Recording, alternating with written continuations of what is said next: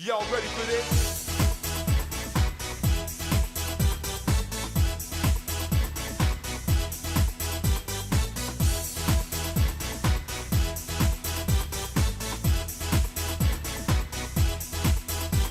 Get down with the style, house on the ground, freeze when I squeeze, pump to your knees. You must have been out here.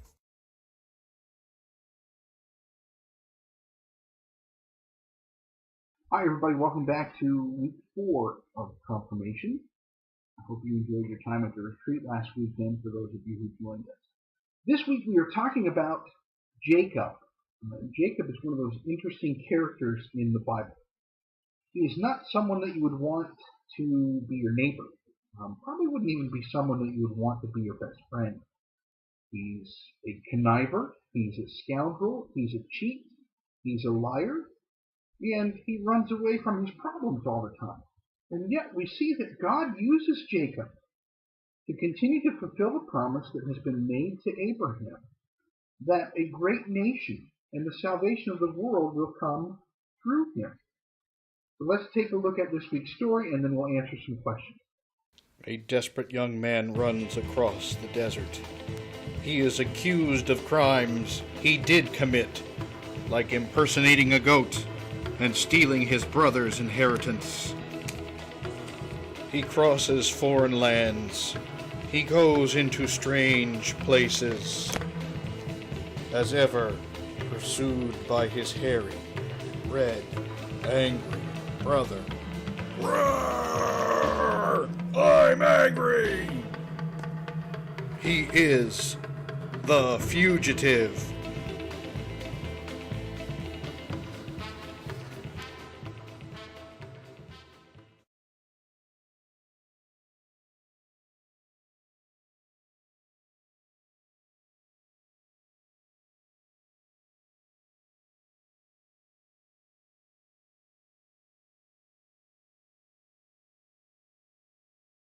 As Jacob approaches Bethel.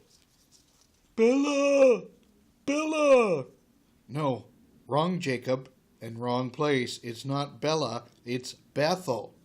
Oh, Bella! Bella! Anyway, as Jacob approaches Bethel, he gets tired and lays down. I'm tired. I'm gonna lay down.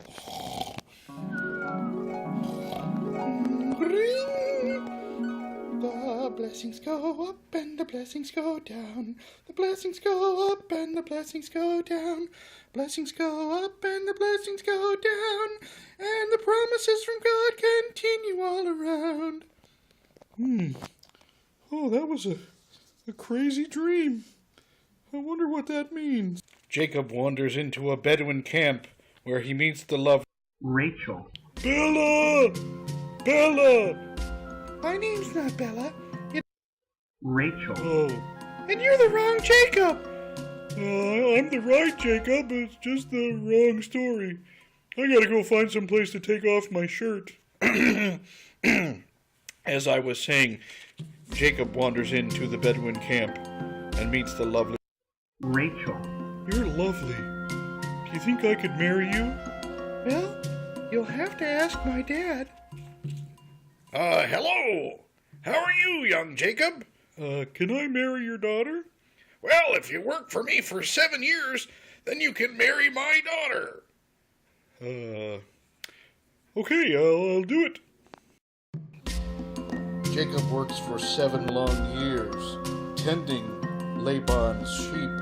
Hey, sheep, have you guys seen Bella? Bella! That's what I said. Have you seen her? Bella! You're the wrong Jacob! Oh, sorry. Hey, sheep. How's it going? Good! Now that the other Jacob is gone!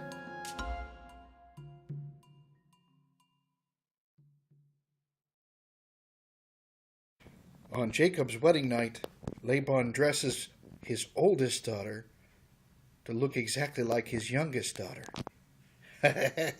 He'll never guess what's going to happen. All right, let's go. Hey, this isn't the daughter that I wanted to marry. Well, in our family, the tradition is that the oldest daughter gets married first. If you want to marry my younger daughter, you gotta work for me for 7 more years. 7 more? Okay, I'll do it.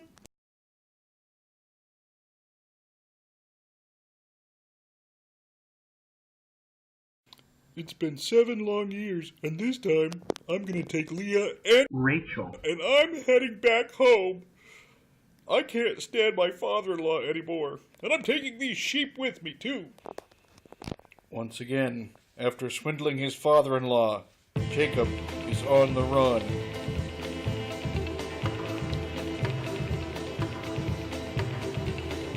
Bella! Bella! Bella! When he comes to the river's edge, he decides to camp there for the night. I think I'll camp here.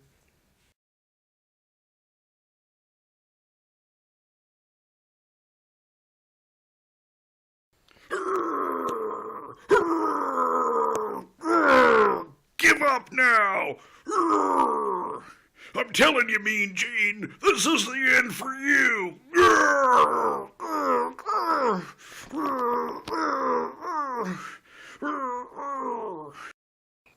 Get out of here. I got this. Okay, Bella.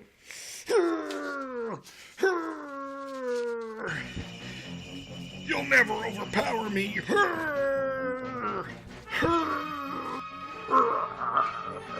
Give up now. You'll never overpower me. I won't stop wrestling you. You can't defeat me.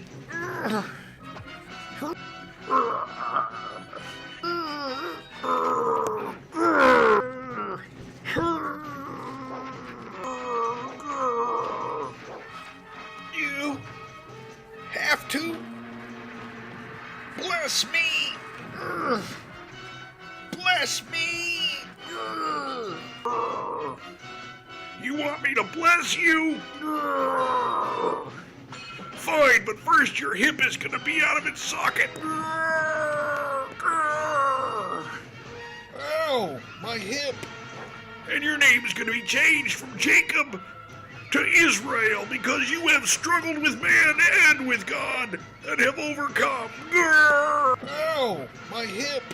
Can you smell what your God is cooking? Having been blessed by God, Jacob returns home to face his brother and ask for forgiveness. Of course I forgive you. Who's my good little brother? Who's my good little brother? Next week on The Fugitive. Hey, Laban, you think I could, totally watch your sheep and stuff? I'd to do it for free. Sure. If you're gonna watch my sheep for free. What he doesn't know is I'm, totally a werewolf. Time to take off my shirt and stuff.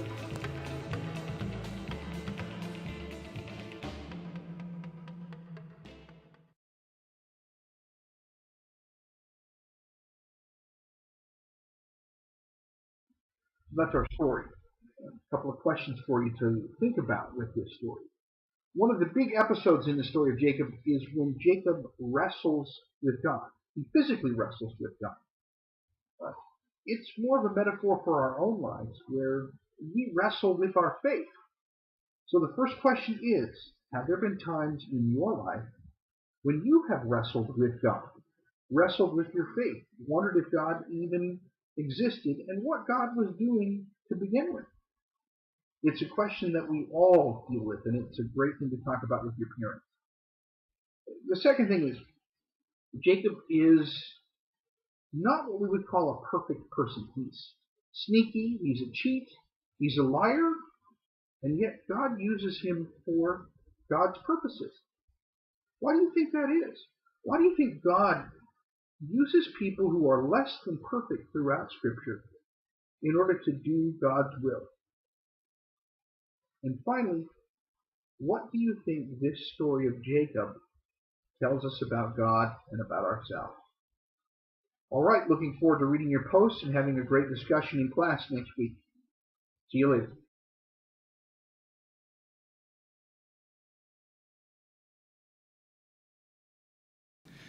This is Suzanne, and she helps to lead one of our Bible studies here and helps us wrestle with God every week. This week she's been doing studies on Revelation as well too, and she's going to read our Bible verse for this week. Then the man said, "Your name will no longer be Jacob, but Israel, because you have struggled with God and with humans and have overcome." Genesis 32:28.